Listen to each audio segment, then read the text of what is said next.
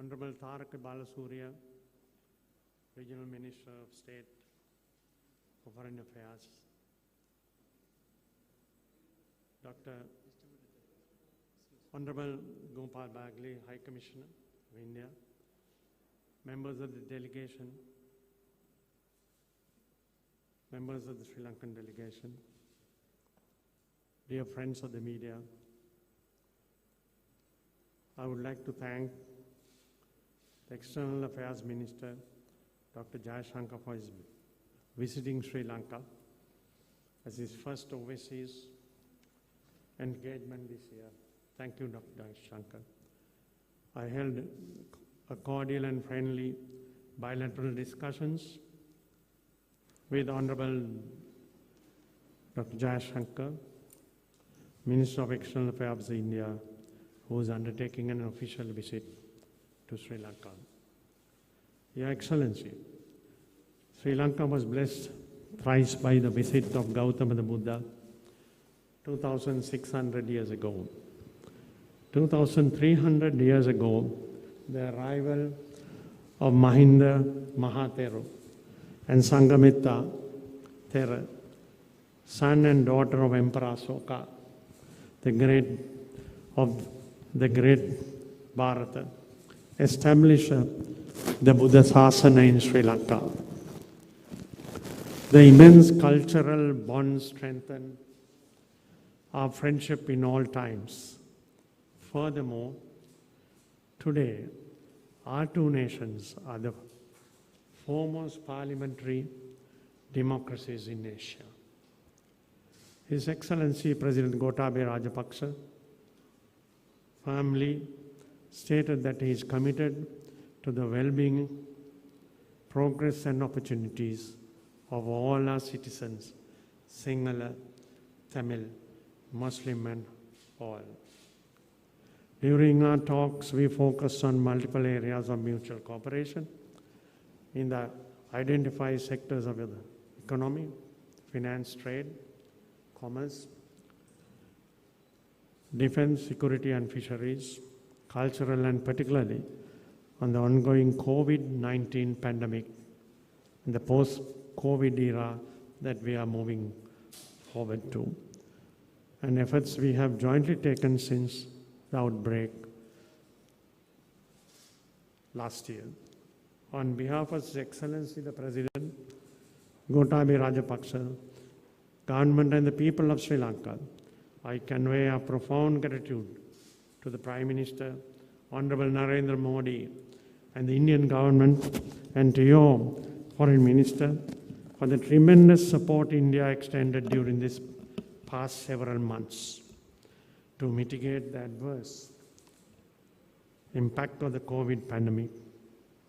The Indian government's neighborhood first policy made a very positive impact on our health sector and the economy during the critical period, unprecedented crisis, and also extended assistance to repatriate Sri Lankans, pilgrims, students, and medically concerned.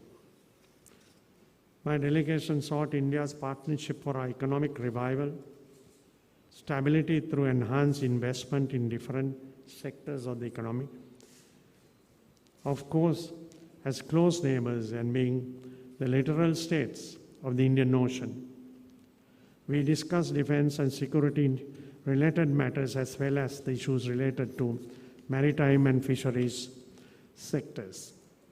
We agreed to continue our current momentum, coordinated and close dialogue in these areas in order also to curb illegal activities and our continued cooperation, the BIMSTEC, IORA and SAARC.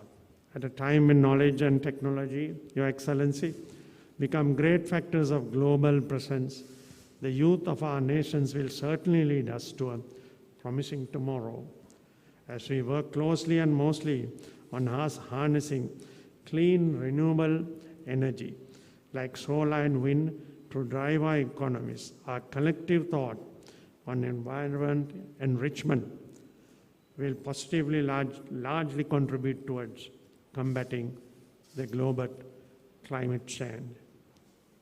Green economy is complemented by the vast blue economy that our surroundings are naturally gifted with. Our continued dialogue in this area will provide strength and movement to the future. India's offer of $15 million to restore Buddhist heritage, in addition to all other support extended by India, as announced by Prime Minister Honorable Sri Narendra Modi during his virtual summit with the Prime Minister Mahinda Rajapaksa last September, will be utilized through mutual consultations.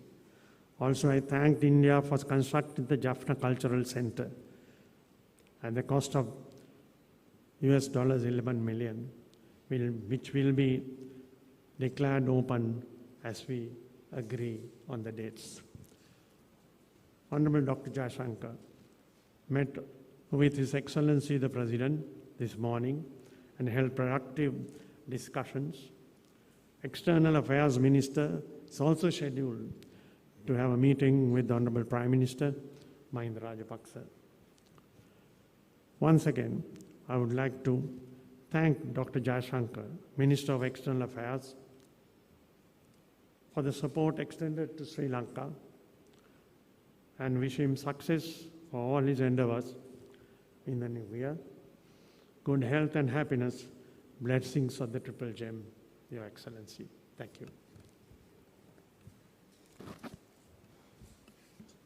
Ma'am. My esteemed colleague and friend, the Honorable Foreign Minister of Sri Lanka, Dinesh Gunawardanaji, Excellencies, friends of the media, good afternoon.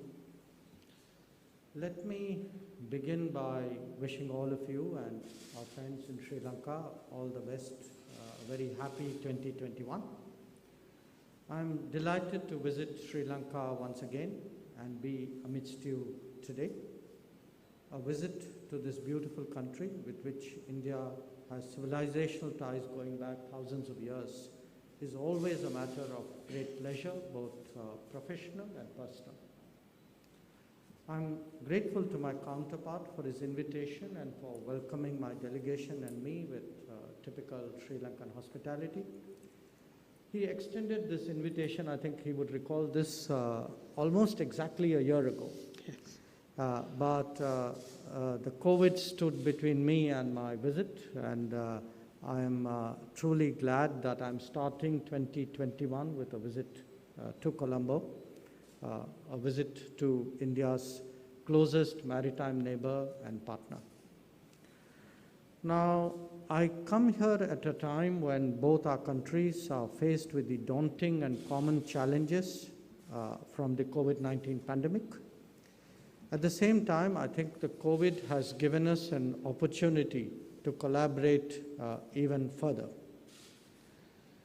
Reflecting our neighborhood first policy, India has supported Sri Lanka's efforts to tackle COVID through timely medical assistance. I should place on record our appreciation to the Sri Lankan government for its assistance and facilitation in evacuation of Indian nationals who were stuck here at that time. We are now looking at post-COVID cooperation, and I carry back with me Sri Lanka's interest in accessing vaccines from India, and I shared with the Honorable Foreign Minister that India sees, as Prime Minister Modi has said, India sees international cooperation in this area as its duty. It is also gratifying to note that COVID has not been able to dent our bilateral cooperation. In fact, high-level contacts were maintained and indeed strengthened during the past year, and the virtual bilateral summit between our Prime Ministers was a high watermark for us in 2020. This morning, I had the honor to call on His Excellency, President Gotabaya Rajapaksa. My counterpart and I, as you have just heard, have completed our discussions, and we reviewed in detail the progress in our partnership. This evening, I look forward to calling on His Excellency Prime Minister Mahinda Rajapaksa. In line with our shared democratic traditions, meetings are also planned with other important political and community leaders. There's also an interaction with the business community tomorrow. And to all of them, I carry a message of an India that will always be a dependable partner and a reliable friend, open to strengthening its relationship with Sri Lanka on the basis of mutual trust, mutual interest, mutual respect, and mutual sensitivity. Right now, India and Sri Lanka both face the immediate challenge of post-COVID recovery. This is not just a public health issue, but equally a crisis of the economy. Where India is concerned, you are aware that our COVID numbers have come down sharply, and the prospect of mass vaccination is in sight. The Indian economy has also shown strong signs of recovery in the last few months. We are very confident that this will be full-blown by the next quarter. These developments will obviously have a positive impact on Sri Lanka. At the same time, there are specific challenges that need addressing, whether it is in finance or in trade, and my visit is also aimed at facilitating that process.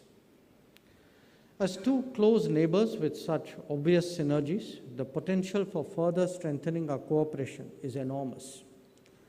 Some of that may help provide immediate relief. Others would have very positive medium-term implications for Sri Lanka's development. There are many proposals under discussion, including in infrastructure, energy, and connectivity. Their early implementation is obviously in our mutual interest and would definitely accelerate Sri Lanka's economic recovery. Let me also stress that Indian business is strongly interested in investing in Sri Lanka. We have discussed some important opportunities in the course of yesterday and today, including in special zones for pharmaceutical manufacturing, as also in tourism. I will ensure an early follow-up from the Indian side. India has a solid record as a development partner of Sri Lanka in the social, community, and human resources sectors. Whether it is in mass housing or ambulance services, heritage conservation or education, our partnership has made a real difference to the lives of people all over the island. Our lines of credit have rebuilt connectivity, facilitating the restoration of normalcy.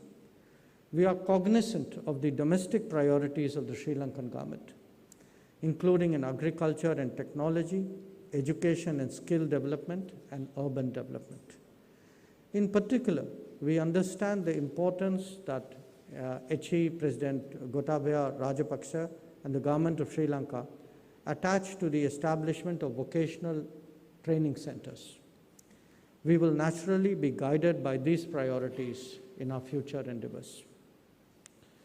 As we promote peace and well-being in the region, India has been strongly committed to the unity, stability, and territorial integrity of Sri Lanka. Our support for the reconciliation process in Sri Lanka is long-standing, as indeed for an inclusive political outlook that encourages ethnic harmony. It is in Sri Lanka's own interest that the expectations of the Tamil people for equality, justice, peace, and dignity within a united Sri Lanka are fulfilled. That applies equally to the commitments made by the Sri Lankan government on meaningful devolution, including the 13th Amendment of the Constitution. The progress and prosperity of Sri Lanka will surely be advanced as a consequence. As maritime countries in the Indian Ocean, India and Sri Lanka have a shared interest in ensuring maritime security and safety. We have a long history of cooperation in this regard. India, as many of you know, has been a first responder in some emergency situations. I'm confident that this domain of cooperation will continue to expand in the days ahead.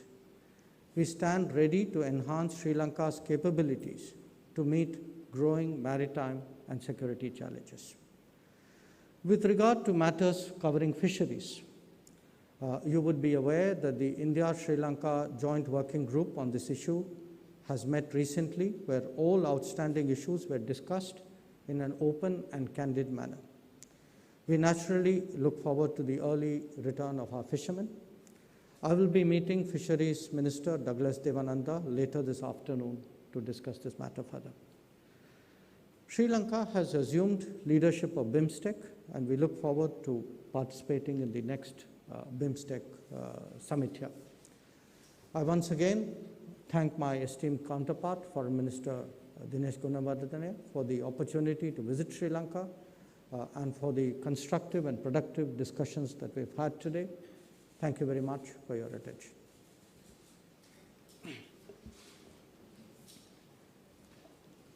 Yes.